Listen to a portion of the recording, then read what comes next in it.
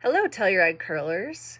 Your hardworking Telluride Curling Club board members have put together a video for you with some important curling season reminders. First of all, thank you. Thanks for your support of the club, your enthusiasm for curling, and for everyone's help setting up and cleaning up the ice before and after each game. We appreciate you. One reminder from me is to mark your calendar. The Winter Olympics are happening this year, and on the afternoon/evening of Sunday, February 15th, 2026, we will be hosting an Olympic open house for the community to come try curling. Since we all know that they've probably already gotten hooked on watching it on TV. This is the President's Day holiday weekend, so we know that some of you might be out of town, but we're also hoping to have the first round of our Monday Night League playoff bracket that same day. All the Monday night teams will make the playoffs this year, so everyone can plan on playing that night in the first round. Let us know if you already know that that's not going to work for you. We want to make sure everyone has a fair shot at the playoffs, but otherwise, mark your calendar for Sunday, February 15th. Thanks for watching this video. We hope you enjoy it, and don't hesitate to reach out with any questions. Good curling!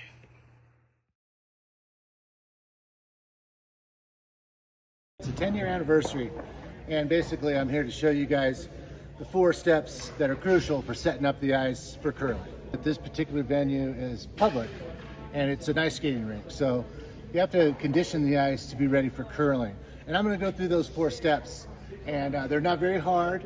If you watch this video and just kind of follow along, you're going to be just fine. And we're prepping the ice for the curling matches to come. Woo! Probably 3 sheets tonight. Yeah, we were thinking that's what Ellen sort of said, and I think that's right. Just so you're aware, the head of the pebbler is just like a shower head. It has a different radius, which puts more or less water on the ice. Pebbler number 1 can be used with just warm water, and it has yet a different amount of radius on the pebbling head. That's the difference. So know the difference and know what water to put in it. Pebbler number 2 is to be used with hot water. So pebbling is keep it level, fairly fast. 40-45 seconds to go down to the other end per sheet. This is pebbler 1, even pace. Keeping it level down here so you're not angling this up. You got to keep this horizontal essentially. So A, and then B, then C. Fantastic. And then pebbler 2 is going to follow me about 30 seconds later. Pebble number 2, hot water, same pace, same speed, keep the wand level. I thought you were.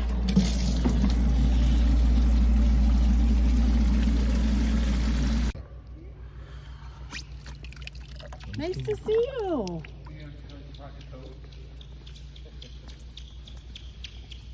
Okay, hold on. Let me give you a hug here in a second. So, once you set the hacks, you have to put the 2 stones on top of them. That anchors it into the ice. I'm gonna set this sucker on. Wait, what is? Proper carrying.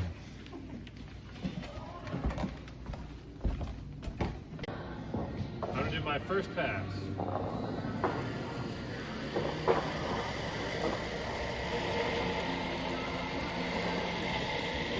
The nipper, his essential function is to break down the pebbling that we just put down. And the reason that we're going to do that is give the stones an even gliding surface that's been knocked down by the nipper.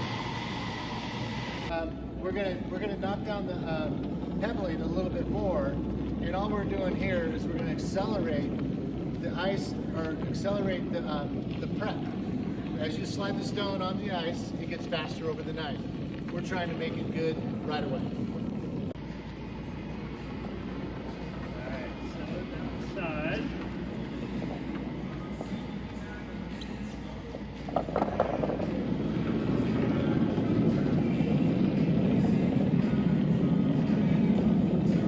Hats up.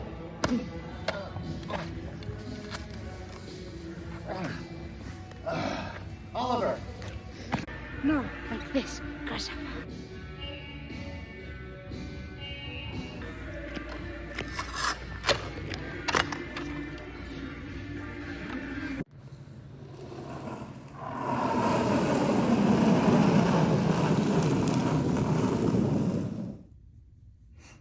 Hey all, board member Scott here, and I'm going to be showing you the 5-rock rule, which we also can consider the free guard zone too.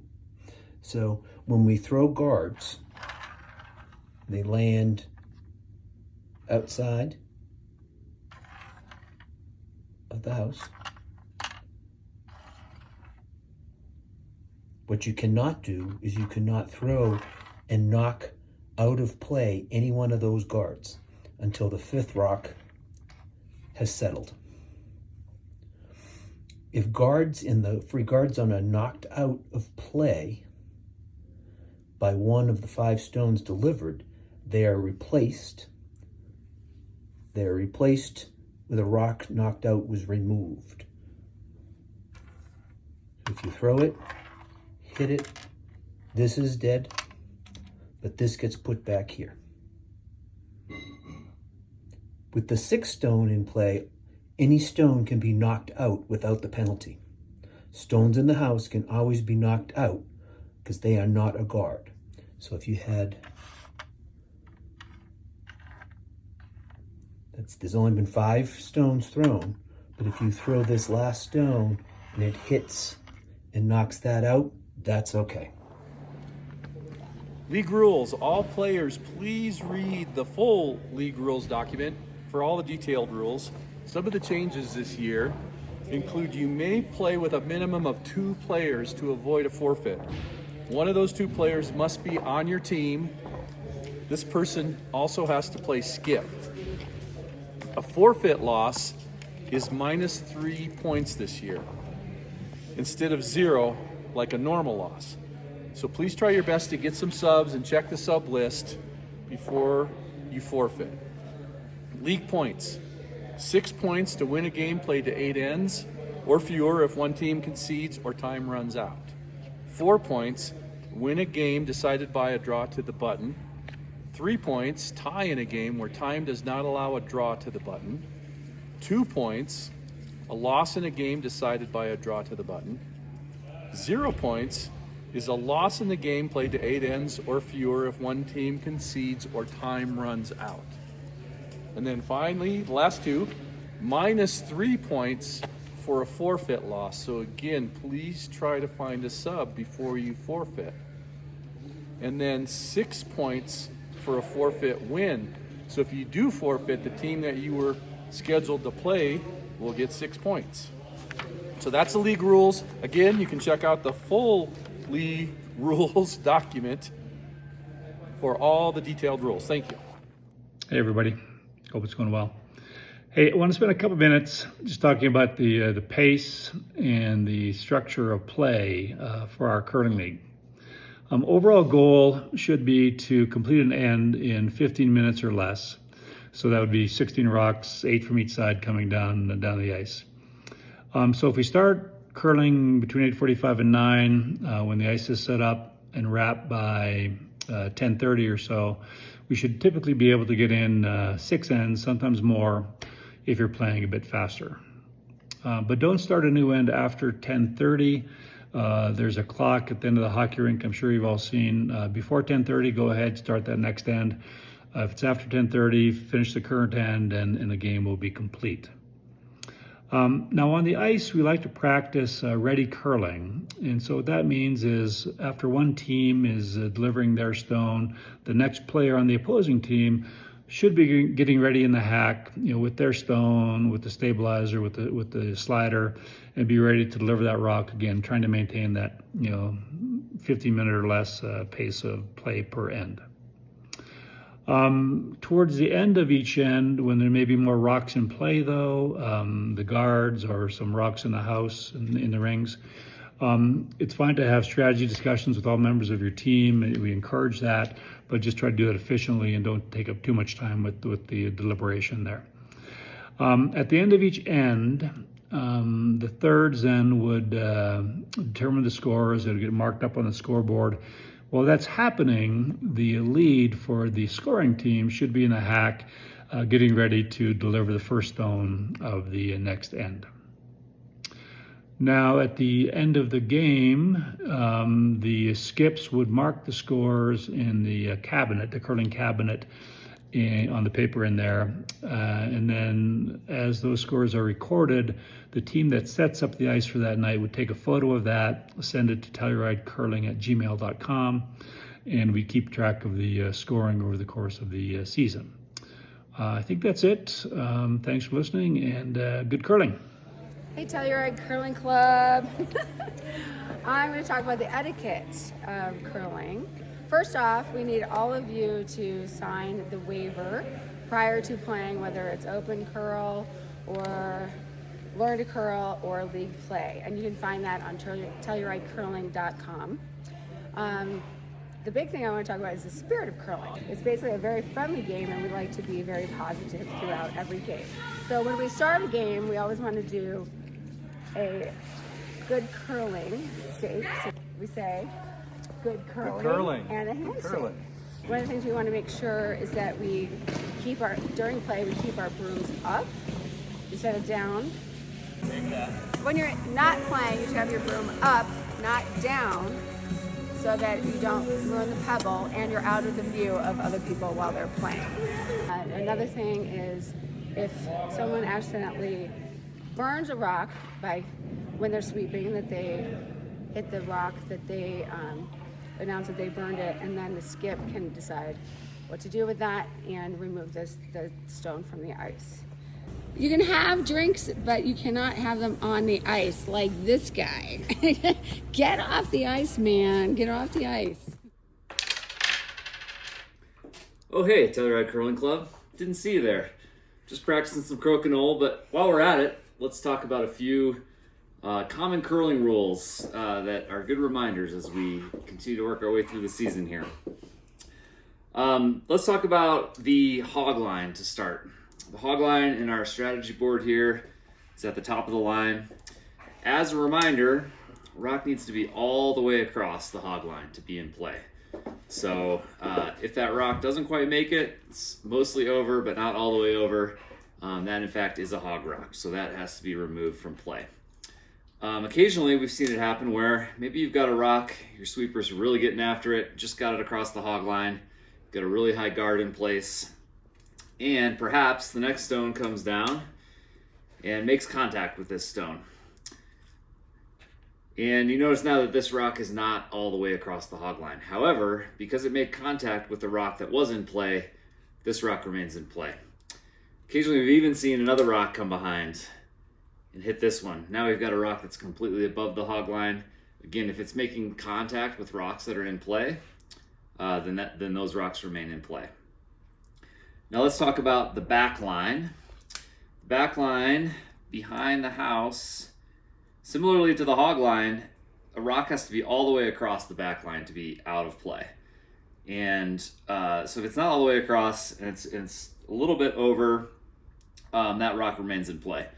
Good way to remember that, you'll notice on our sheets that the back line actually touches the very back of the 12 foot. And so if this rock were to be only slightly across the back line, it could in fact still be touching the rings and potentially scoring.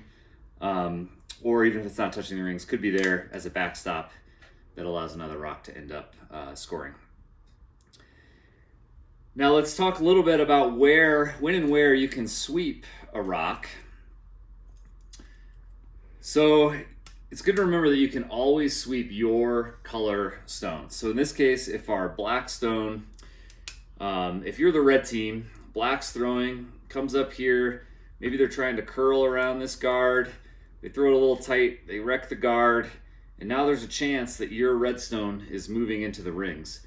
You as the red player can always sweep your red stones, even if the other team's throwing their shot. You can always try to sweep that rock in the house, take advantage of that misstep, and try to get your rock into the rings. Same goes for if you say we've got two red stones up here and the black stone comes in, makes contact with both. This one's going this way, this one's going this way. Each has a chance to get in the rings. You as the red team can have two of your players sweeping those stones, both those stones at the same time, trying to get each one of them into the rings. Now things change a little bit when we get behind the tee line. So sweeping behind the tee line, there's a couple important things to remember. One, the opposing team can sweep stones behind the tee line. So let's say this black stone's coming in here and it's a little heavy. There's a chance it might go out the back. As soon as it crosses the tee line, the red team can go ahead and start sweeping that stone, trying to sweep it out the back of the rings. It's important to remember there's no warming up the ice. So you cannot start sweeping until that rock actually crosses the tee line. You can't get those extra strokes and warm up the ice before that rock actually hits the tee line. The other thing to remember about sweeping behind the tee line is that only one player on either team or on each team can sweep. So occasionally there might be a scenario where, say we've got a couple of red rocks and black comes in, makes contact with these. Now we've got a red rock heading this direction and a red rock heading in this direction. The black team ideally would like to sweep both of those out so that they make the double. However, they can only choose one to sweep behind the tee line. So whichever one looks like it's maybe the closest, it's really, you have to make that split-second decision, but you cannot, behind the tee line, have one black player sweeping this stone and one black player sweeping this stone.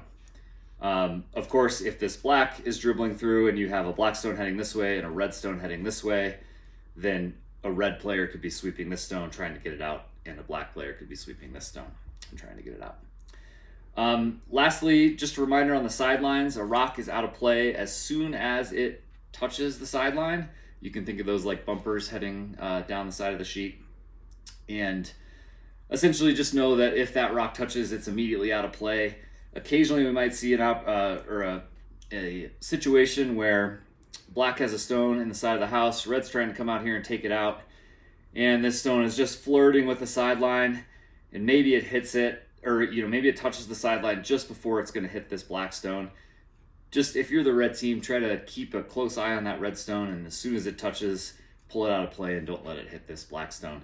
If of course that happens, Spirit of Curling comes into play, and the skips would just get together and put that black rock back where it should be. So hope that helps, and we'll see you out on the ice. Good curling. Thanks so much for watching, and nice work. You made it to the end of the video. Now you can send us an email with the secret phrase to earn yourself a free pair of Telluride Curling Club socks. The secret phrase is control weight. Control weight is the term to describe how heavily to throw a takeout shot that's slightly lighter than your normal takeout. Control weight is helpful when you want the shooter stone to stick around or even roll behind a guard after making a takeout. Again, the secret phrase is control weight. Send it to tellurideCurling@gmail.com to earn your free pair of socks. Good curling. Players to please read the full, I'm not in the view. No. Of course, as we all know, curling is a very Friendly. I don't think we need to say thank you, but I tried to talk loud.